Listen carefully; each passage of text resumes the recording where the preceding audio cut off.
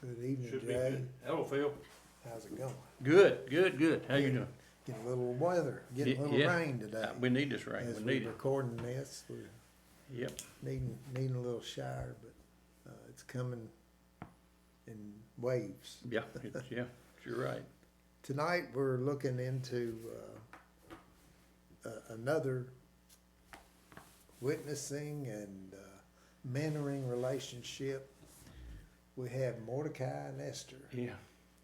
And love these Testament passages. And if you're following this along, you just need to sit down and read the book. It's good reading, and it's kind of like The book of Esther's not very long, Phil. it's It's not 14, 10 or 12 chapters, something like that. But And it's a good read. we're going to cover about 8 chapters here Yeah. of history. Short period of time. So we'll have to interject some things into the lesson, but the writer of the study talked about how he had an opportunity to travel on a mission trip to East Asia. And while he's there, they were warned up front to be cautious about speaking in public about Jesus. And they said the hotel rooms could be bugged, and there were spies all around to check their routine and what they were doing, and make sure that they weren't breaking any laws. But he said one morning he's walking with an official, and from the school where they were teaching English, and as he walked, he turned around and he said, "I have a Bible and I read it every day." Of course, He he's wanted to tell speaking- somebody, did he? he's speaking in English, Yeah. but he turns around and tells him that he revealed that he was a secret Christian, Mm-hmm. which some people have to do in those countries in order to survive. And he never told anybody about his faith, but he wanted to tell somebody. Mm-hmm. So now in his presence, he felt encouraged to speak out. We don't have to travel a long distance to know that it's a world that's getting increasingly anti-Christian. Mm-hmm. We see attacks on Christianity all the time. Being a follower of Christ isn't always welcome, and it's certainly not popular as it once was. Mm-mm. Nope. Because of this, it's critical that we encourage one another. And when we're in mentoring relationships with other people, encourage others to follow God's leadership, no matter the cost. Again, as Charles Stanley would say, obey God and let God take care of the consequences. So the book of Esther, it takes place during the time when the people of God were in exile because of their sin. They had been carted off to Babylon. I think it was actually Mordecai's grandfather was one of the ones that was Yeah, I think so. originally That's taken off. might even be his Kish. great-grandfather. Kish, yeah. And so he's actually spent most of his life in Babylon. If he was a baby when it went over, Yeah. I don't know. It He's doesn't probably really, born there. doesn't really get into detail. But Mm-hmm. anyway, we're going to look at Mordecai and Esther. And while God's name is not mentioned in the book of Esther, it's all about the relationship that they had with God and the actions that they took. It's the story of God's providential care for his people and how just a small individual person can greatly impact a whole nation. Make a big difference. Can make a lot of difference. God cared for them and sustained them while they were in exile, even though they were being punished. He kept that remnant. And also, this story, it's one of compassion. Mordecai had the compassion to commit himself to take care of this child that wasn't his, and he raised her up. So we see an adoption of sorts. And not only that, he committed himself to follow through with this child. And so let's hit the It's a good- scripture. It's a good story, good lesson. Yes. And it read the entire book whenever after you hear this, and study, look with us, read the whole book. It's really interesting. We look at Esther chapter 2, verses 5 through 7 to start with. And these verses introduce us to Mordecai and Esther. Let's read them and then we'll talk about them. In the fortress of Susa, there was a Jewish man named Mordecai, son of Jair, son of Shimei, son of Kish, a Benjamin. So it's probably feel his great grandfather was the first one carried off into captivity. Kish had been taken into exile from Jerusalem with the other captives when King Nebuchadnezzar of Babylon took King Jeconiah of Judah into exile. Mordecai was the legal guardian of his cousin Hadishah, that is, Esther, because she had no father or mother. The young woman had a beautiful figure and was extremely good looking. When her father and mother died, Mordecai had adopted her as his own daughter. The Babylonians defeated the southern kingdom of Judah in about 586 BC and carried them off into what we would know as now as modern day Iran. It's where they took them to several hundred miles away from where they were. And they took the brightest and the best field. They left the scum, so to speak, and it back in the town in Jerusalem and wherever they were living, and took the best to their capital. In the meantime, though, the Babylonians have been defeated by the Persians, and that's the group that's now controlling these people. But the Persians kind of let them start businesses, live there, free people. They weren't slaves or anything like they were in Egypt. They were free to live in the land and make a living there, raise their families there. And Kish was the one taken when the first group was taken to Babylon by King Nebuchadnezzar of Babylon. Mordecai had a first cousin. It'd be like it was his dad's brother's child, and it could have been quite a bit of difference in age. You know, a lot of us have first cousins that are quite a bit younger or older, either way. Yeah, and she was young enough when her mother and dad died that she couldn't live on her own, and he was old enough when her mother and father died that he adopted her and became her legal guardian or adoption, whichever way you want to call it. He raised her as his own. Which, as you've already talked about, that was good of him on his part. Yeah. That was a blessing to her that he adopted her. Now, how did they get to be in this story, and where were they at in their life here in Susa, the capital Susa? The king of Persia, Xerxes, had thrown a big party for all the surrounding countries and commanders and brought all these people in. I think it said 180 days.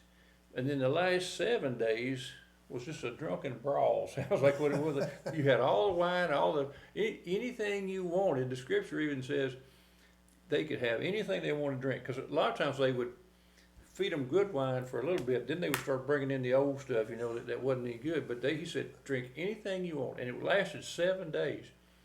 And sometime during this period, the king told his queen then, Vashti, to come in and parade in front of these drunken guys, these leaders of these other countries, and she refused to do it. Yeah. And the writer seems to think that maybe she might have even been pregnant at that time, and she didn't want to expose herself to them or be seen in public in that condition. But anyway, regardless, she said no.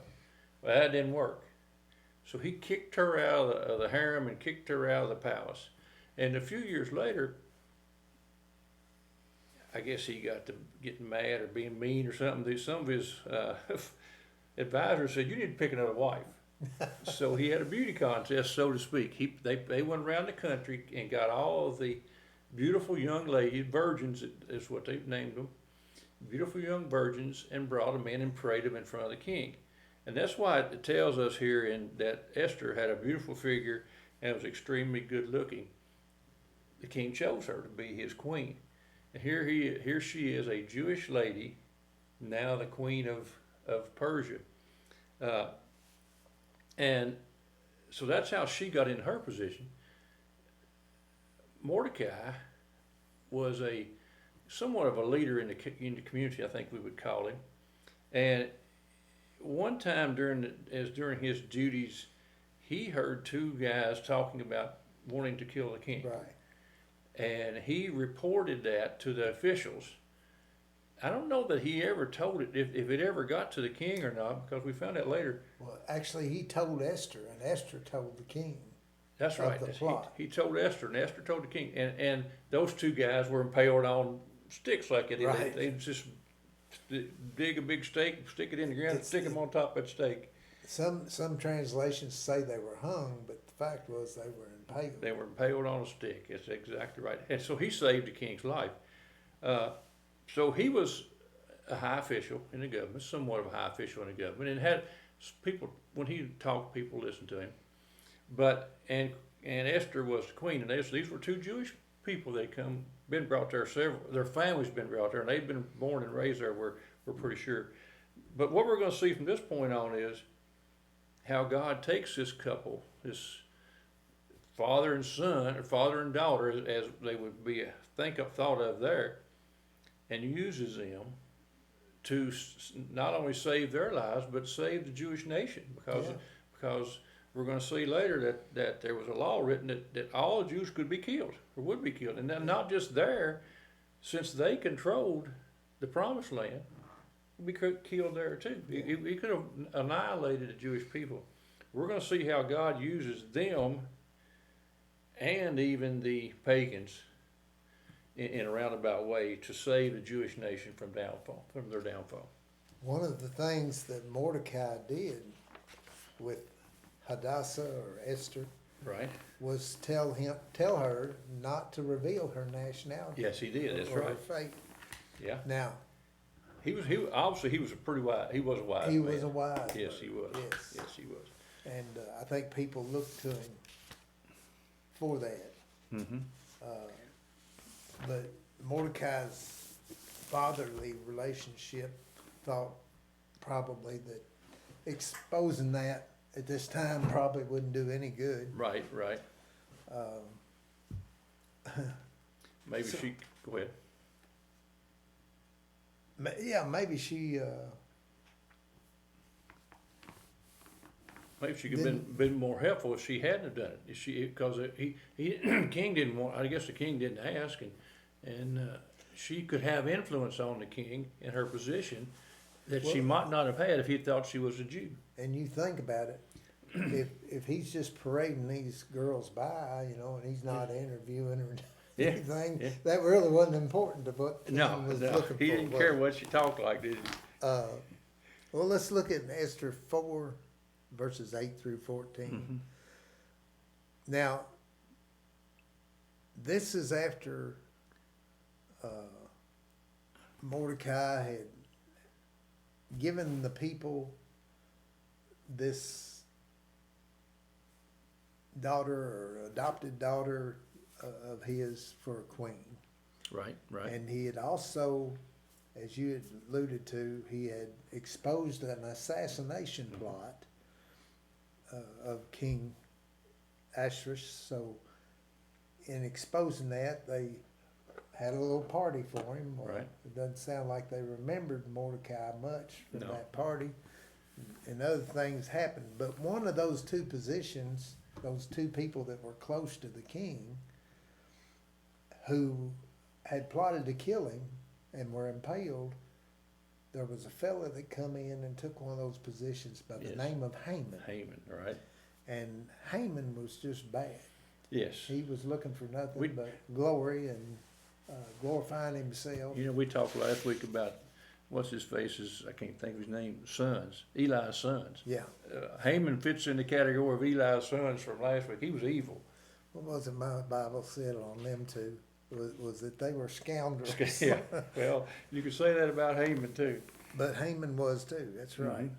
So, anyway, Haman goes into this thing of hating the Jews.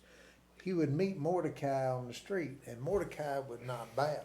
Right. Everybody else would bow down Right. as he was a high official to the king. You know, he was like the next in command, you know, so people would bow down everywhere, not Mordecai. No, He's standing no. there and straight. Well, the other people got to needling him and said, "Are you gonna put up with that? Yeah. Should you be allowed him to do that?" And that type of thing. And probably saying, he's a Jew. Yeah, yeah, he's a Jew. So Haman makes plans to annihilate the people, Right. the Jewish Jewish people. people. So this plan's put in place. This is some 4 years and some months after Queen Esther had been made queen. Right. According to my calculations. Yeah, Now, Yeah. that's what it is. So it says here in chapter 4, verse 8, it said, Mordecai also gave him a copy of the written decree issued in Susa, ordering their destruction, so that Hathach might show it to Esther, explain it to her, and command her to approach the king, implore his favor, and plead with him personally for her people. Hathach came and repeated Mordecai's response to Esther. Esther spoke to Hathach and commanded him to tell Mordecai, all the royal officials and the people of the royal provinces know that one law applies to every man and woman who approaches the king in the inner courtyard and who has not been summoned. Mm-hmm. The death penalty. Yeah. Unless the king extends the gold scepter, allowing that person to live. She said, I have not been summoned to appear before the king for the last 30 days. Esther's response was reported to Mordecai. Mordecai told the messenger to reply to Esther, don't think that you'll escape the fate of all the Jews because you're in the king's palace. If you keep silent at this time, relief and deliverance will come to the Jewish people from another place. But you and your father's family will be destroyed. Who knows, perhaps you have come to your royal position for such a time as this. Mm-hmm. So in the aftermath of this decree that Haman had really tricked King Ahasuerus into, Right. I guess, Issue putting out everywhere, there, yeah. he issued it and made it law. And And they can't take it back. It wasn't like today, you know, No. where you can change. right. Once he issued a decree like that, you can't take it back. Even a king couldn't change it. No. So here it is, and so we see there that as Mordecai is mentoring Esther and had raised her, obviously she was still practicing her faith, and as he tells her of this plot to kill all the Jews, Mm-hmm. she's reluctant Yeah. to go in before the king because if, like it said, if you don't get the gold scepter, well, you get the death penalty. The writer said that was probably a deterrent to killing the king, to treason or something. That if anybody who approached the king had to be summoned by the king and told to come over here, or he would be killed automatically. Mm-hmm. Haman hated the Jewish people. He didn't just hate Mordecai. Right. He hated all of them. Well, we know why. He was a Amalekite. He was a Amalekite. Remember when the Jews first came out of Egypt, they ran into the Amalekites. They had several battles along the way, and one time God told them to kill every one of them, And they did. even their cattle and their sheep and their goats, and they didn't do And it. they didn't do And it. they've had trouble with them. Still having trouble with them 2,000 years later. Still having trouble with that group of people. The Jews are. So this scheme that he devises, he needed to somehow abort it. Yeah. And really Yeah. didn't know how. No. But he knew that Esther, if anybody had favor with the king, it would be Esther. Hmm. Esther wasn't so sure because she hadn't been called to the king's presence for 30 days. Now, if that's your wife, and you know he's king, and he hadn't called on you in 30 days. What's up? Mhm. It's 4 years and something after he'd made her the queen. So Yeah. we don't really know, and we know that the kings had multiple wives. concubines, Mhm. and we don't really know, doesn't go into that. But Mordecai communicated what was been planned for the Jews, and he even provided Esther with written proof of the plan, Right, it was not anything. which is important. Mhm. So he had a plan of his own. He wanted Esther to appeal to the king on his behalf and all the people's behalf. But Hathach wasn't a Jew, No, but he had a big part in this by carrying the message. Mordecai was sitting out at the gate in sackcloth and ashes and Right. crying out, Lord, have you forgotten us? Lord, Mhm. what's going on? Mhm. And at that, Hathach had issued him a message, said, Esther says, you need to be quiet right. and tone it down, and what's wrong? And he tells her this. It's Hathach, he was a eunuch who was He's in a charge of the wives of the king, or And- the concubine, the women of the king. Yeah. So those people were usually rendered useless sexually, Yeah. and I'm sure he was, Mm-hmm. but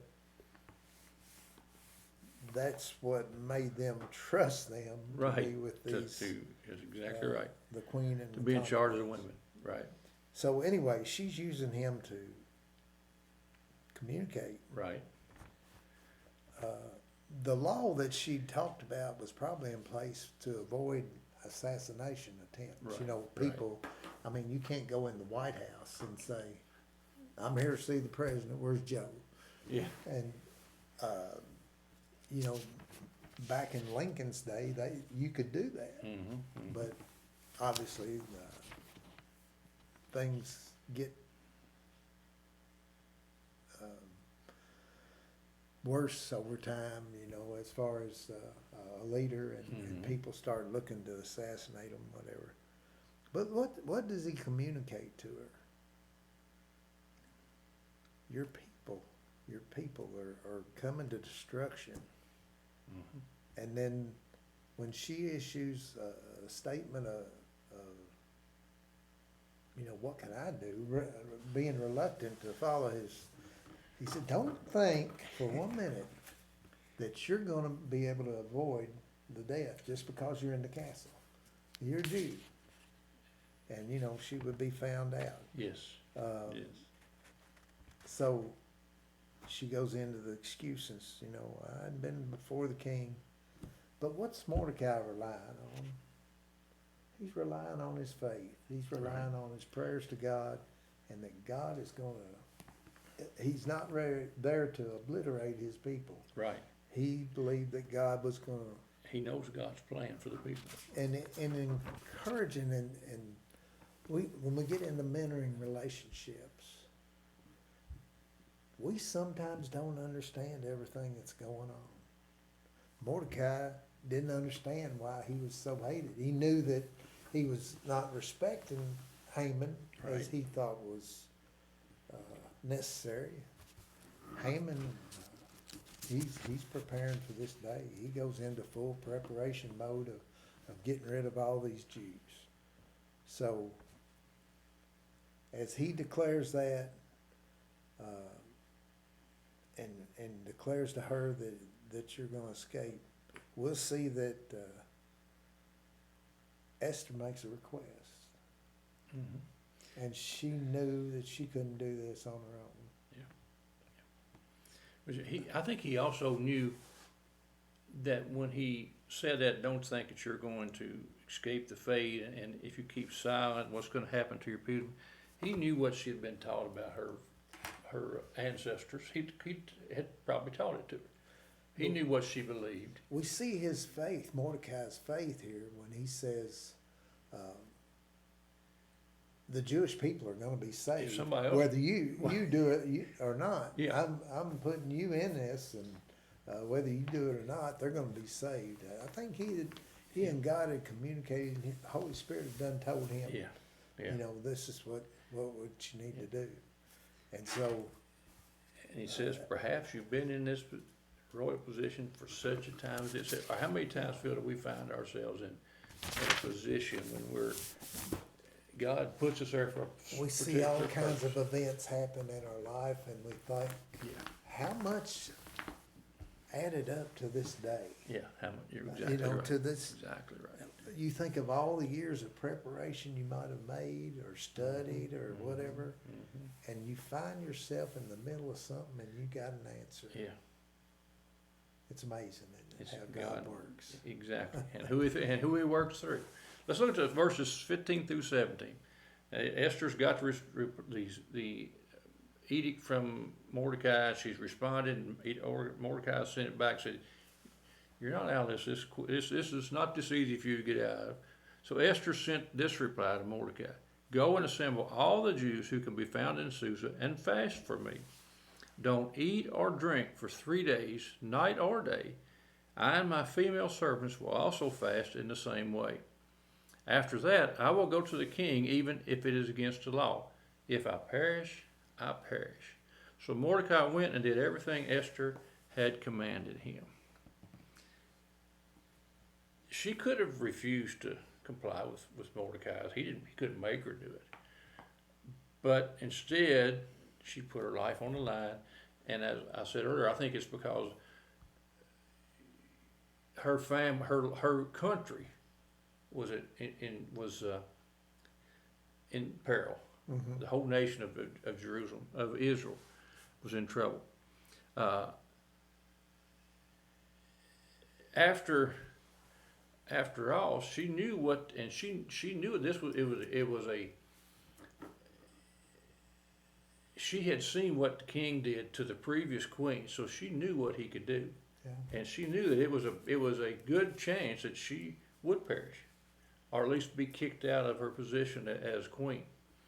But she realized, as Mordecai had said, that she was in this position for a particular reason and a particular time, and this was what she was supposed to do. She told Mordecai to round up all the Jews he could find, and there was probably thousands of them, if not more, in the city of Susa, and fast for 3 whole days. She didn't say fast during the day like they do in Ramadan Yeah. and gorge yourself at night. She said Yeah. fast 3 days, day and night. Yeah. And I will too. I will be a part of this. I will fast along with my servants. She had 6 or 7, I think, mentioned Right. female servants that waited on her hand and foot. We will do the same thing. After that, I will go in and talk to the king, even if it's against the law. I will do what I need to do for my countrymen. And she did it. Esther took the same bold, courageous stand for her people as Daniel did. Not Daniel, but Meshach, Shadrach, and Abednego. They said, "We're not going to bow down to the God of the country. We're going to bow down to our God and our God alone."